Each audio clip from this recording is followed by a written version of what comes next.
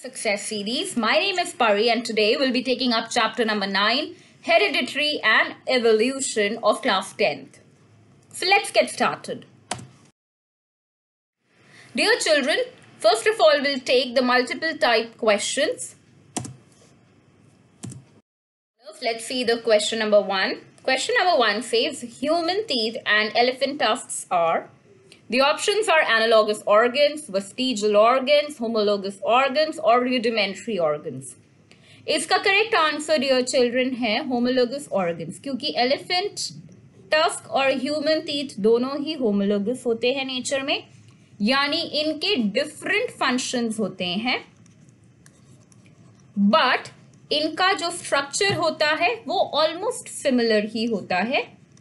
They have similar structures और ऐसे ही हम ऑर्गन्स को हम होमोलोगस ऑर्गन्स के नाम से जानते हैं. Now let's see the next question. A trait in an organism is influenced by. The correct option to this question is C, both maternal and paternal DNA. जो मदर की तरफ से डीएनए आता है और जो फादर की तरफ से डीएनए आता है, दोनों ही किसी भी ऑर्गेनिज्म के किसी भी कैरेक्टरिस्टिक या फिर ट्रेट को इन्फ्लुएंस कर पाते हैं. Let's move to the next question. Now children, let's take a look at the next question. Dear children, the question is according to the evolutionary theory, formation of a new species is generally due to. The options are sudden creation by nature. Next option is accumulation of variations over several generations, or is it clones formed during asexual reproduction, or movement of individuals from one habitat to another. The correct answer is कि evolutionary theory के accordingly जो new species बनती हैं वो accumulation of variations जो कि काफी generation से चलती आ रही है उसी की वजह से बनती है. Now children, let's move to the next slide. Question number 4. A zygote which has an X chromosome inherited from the father will develop into a girl. The correct option is girl, option B. Now let's see the next question. Now children, the next question is select the group which shares maximum number of common characters. The correct option is 2 individuals of a species. जब भी कोई दो individual हम एक ही species के लेते हैं तो उनकी जो नंबर ऑफ कैरेक्टरिस्टिक्स या ट्रेट्स होते हैं वो सबसे ज्यादा कॉमन होंगे. Now children, let's move to the next question. We have very short answer type questions now. What is DNA?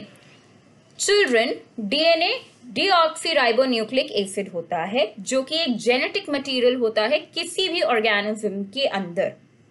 Now इसी जेनेटिक इंफॉर्मेशन से पेरेंट से उनके ऑफस्प्रिंग यानी उनकी नेक्स्ट जनरेशन तक कैरेक्टरिस्टिक फीचर्स या फिर ट्रेट्स ट्रांसफर हो पाते हैं. Now children, let's see the next question. Let's see the next question. No two organisms or individuals are absolutely alike in a population. कभी भी कोई भी दो इंडिविजुअल्स एक जैसे नहीं होते क्योंकि डीएनए कॉपिंग की वजह से पेरेंट्स से जो नेक्स्ट जनरेशन में कैरेक्टरिस्टिक्स या फिर ट्रेट्स आते हैं उनमें हर एक बार कोई ना कोई वेरिएशन जरूर देखने को मिलती है. जितने भी सर्वाइविंग सेल्स होते हैं वो दिखने में एक जैसे जरूर हो सकते हैं बट एक दूसरे से डिफरेंट होंगे ही होंगे, जिसकी वजह से वेरिएशन रिप्रोडक्शन में आता ही आता है. नाउ यही वेरिएशंस हम सारे इंडिविजुअल्स को एक दूसरे से अलग बनाते हैं, इसीलिए कोई भी दो इंडिविजुअल्स एक पॉपुलेशन में बिल्कुल एक जैसे नहीं होते. Now let's move to the next question dear children. So dear learner, now we have short type questions. The first question is we have to state the importance of chromosomal difference between sperms and eggs of humans. Male के पास एक X chromosome होता है और एक Y chromosome होता है.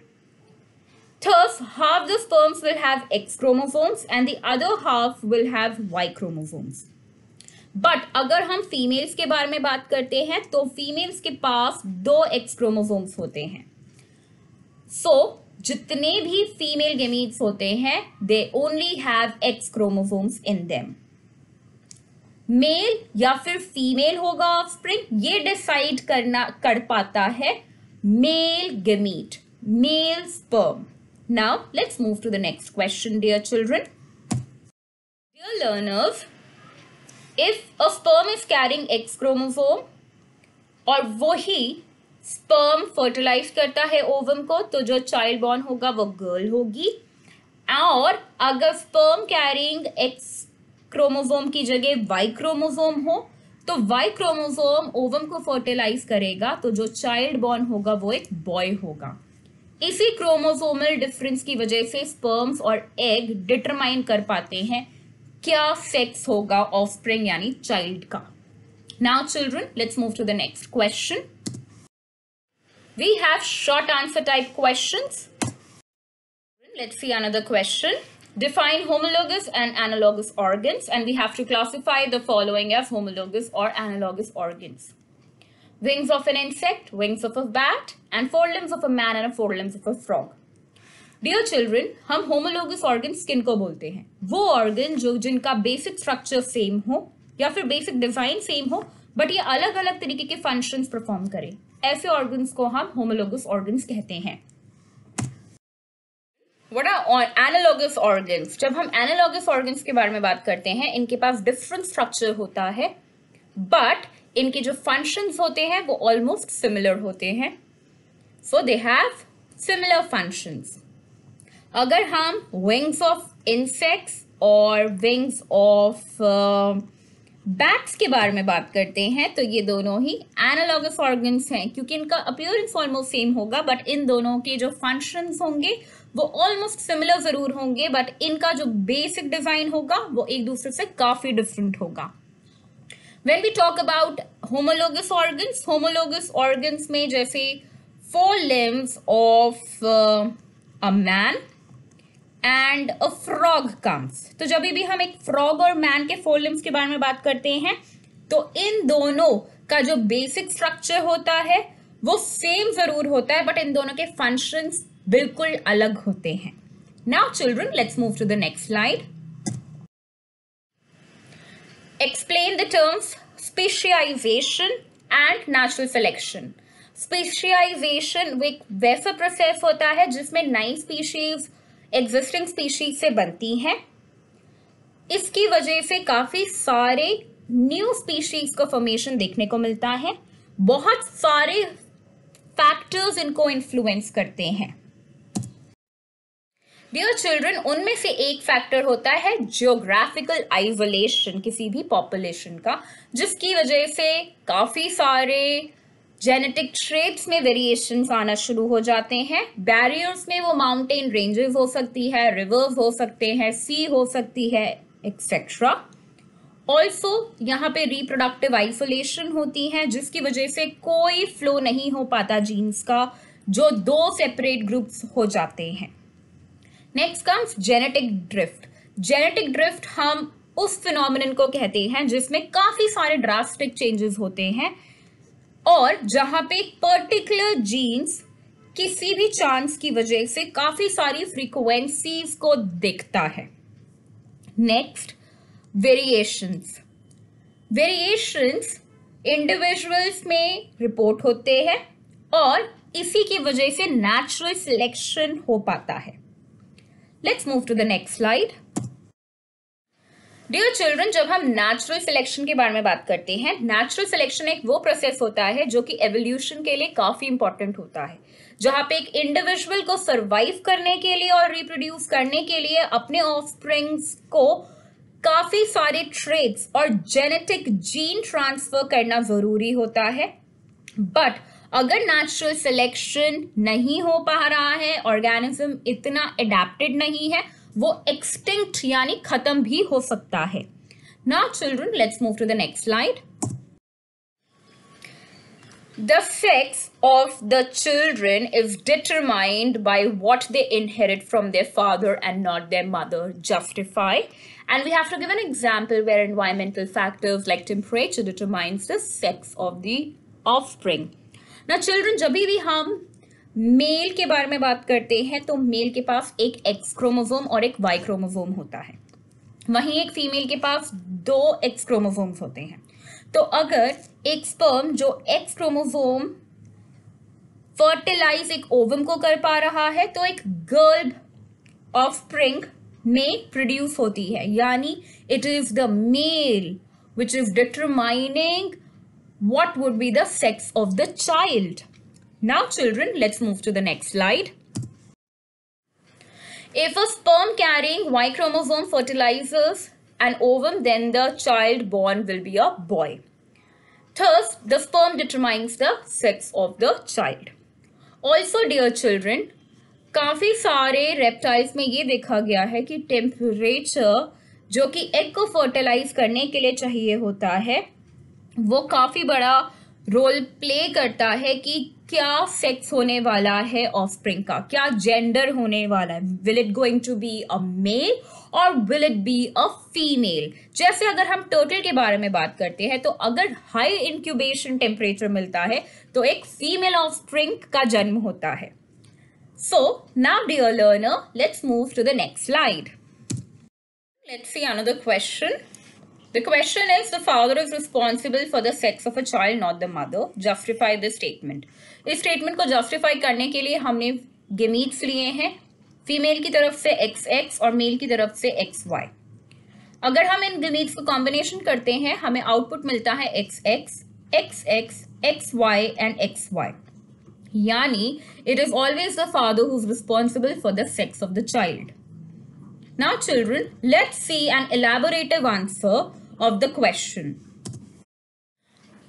अगर एक स्पर्म जो Y क्रोमोसोम कैरी करके एक ओवम को फर्टिलाइज करता है, यानी एक X क्रोमोसोम के साथ कंबाइन होता है, तो जो चाइल्ड बॉर्न होता है वो एक बॉय होता है. और अगर एक स्पर्म X क्रोमोसोम फर्टिलाइज किसी ओवम को करता है जो कि एक X क्रोमोसोम लिए हुए होती है तो एक गर्ल चाइल्ड बॉर्न होती है. So it tells us that it is always the sperm from the father which determines the sex of the child. So now children, let's move to the next slide. The next question is, a cross was carried out between a purebred tall pea plant and a purebred dwarf pea plant and F1 progeny was obtained. First generation की progeny को obtain करने के बाद उसी progeny को self fertilise किया गया और सेकेंड जनरेशन की प्रोजेनी दिखने को मिली. तो हमें फर्स्ट जनरेशन का फिनोटाइप बताना है, उसका फिनोटाइपिक रेशियो बताना है और F2 प्रोजेनी का भी फिनोटाइपिक रेशियो बनाना है. नेक्स्ट उसके बाद हमें F2 जनरेशन की प्रोजेनी कैसे F1 जनरेशन प्रोजेनी से डिफरेंट है इसके बारे में भी लिखना है. Now children, let's see the answer. So children, जब भी हम दो traits of characters को क्रॉस ब्रेड करते हैं, यानी F1 जनरेशन के बारे में अगर हम बात करें तो एक डोमिनेंट ट्रेट विजिबल होता है, बट जब F1 जनरेशन को हम सेल्फ ब्रेड करते हैं so two traits of the character separate होके रिसेसिव ट्रेट आने की भी पॉसिबिलिटी बनती है. इसी को हम लॉ ऑफ सेग्रीगेशन या सेपरेशन ऑफ ट्रेट्स बोलते हैं. In order to understand it, let's see a flow chart. Let's see, we have this flow chart. यहाँ पे एक टॉल प्लांट और एक शॉर्ट प्लांट है. F1 जनरेशन हमें TT मिल रही है. F1 एज पेरेंट्स को लेके हम F2 जनरेशन निकाल सकते हैं. यहाँ पे फिनोटाइपिक रेशियो 3:1 आता है और जीनोटाइपिक रेशियो हम देख सकते हैं it is coming 1:2:2:2:1. So dear children, you should remember how to make such flow charts. So now let's move to the next slide. We have long answer type questions. The question is, how do Mendel's experiment show that कि जो trait है वो dominant या recessive होगा, या फिर trait जो inherited होगा वो इंडिपेंडेंटली हो भी पाएगा या नहीं। मेंडल ने अपने पी प्लांट्स के ऊपर किए गए एक्सपेरिमेंट से ये पता लगाया कि अगर हम एक प्योर टॉल प्लांट को एक प्योर डॉर्फ प्लांट के साथ क्रॉस ब्रेड करते हैं तो फर्स्ट जनरेशन में सिर्फ और सिर्फ टॉल प्लांट्स मिलते हैं, यानी टॉलनेस एक डोमिनेंट ट्रेट निकल कर आता है। वहीं उसने जब F2 जनरेशन को सेल्फ ब्रेड यानी हाइब्रिड्स को आगे चल के ब्रेड करवाया तो हमें रिजल्ट्स चौंकाने वाले मिले। Now let's see what were the results. जब हम F1 जनरेशन के बारे में बात करते हैं तो कोई भी ड्वार्फ प्लांट नहीं मिला था, बट F2 जनरेशन में both tall and dwarf plant obtain हुए थे जिनका रेशियो 3:2 था। जो ट्रेट हिडन था F1 जनरेशन में वो था ड्वार्फनेस का ट्रेट, जिसे हम रिसेसिव ट्रेट के नाम से जानते हैं। व्हेन मेंडल ऑब्जर्व्ड, उसने ये पाया कि जो ट्रेट एक्सप्रेस नहीं हुआ था वो रिसेसिव ट्रेट था, यानी इसका मतलब ये हुआ कि alternative form of trait retain हुआ है अपनी आइडेंटिटी में, अपने हाइब्रिड की आइडेंटिटी में, and it could re-emerge in the next generation. Now children, let's see the next slide.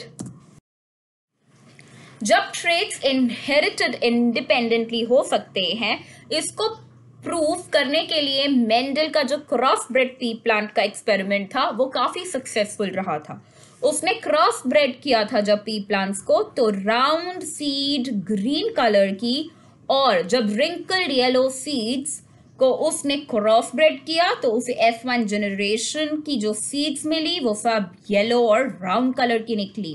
So he concluded कि जो राउंड और येलो कलर के जो ट्रेट्स हैं वो डोमिनेंट ट्रेट्स हैं। अब जब उसने F1 प्रोजेनी को सेल्फ ब्रेड किया तो उसे पता चला कि रिसेसिव ट्रेट्स भी प्रोड्यूस हुए थे। Now children, let's see the next question. Let's see and study this through the chart.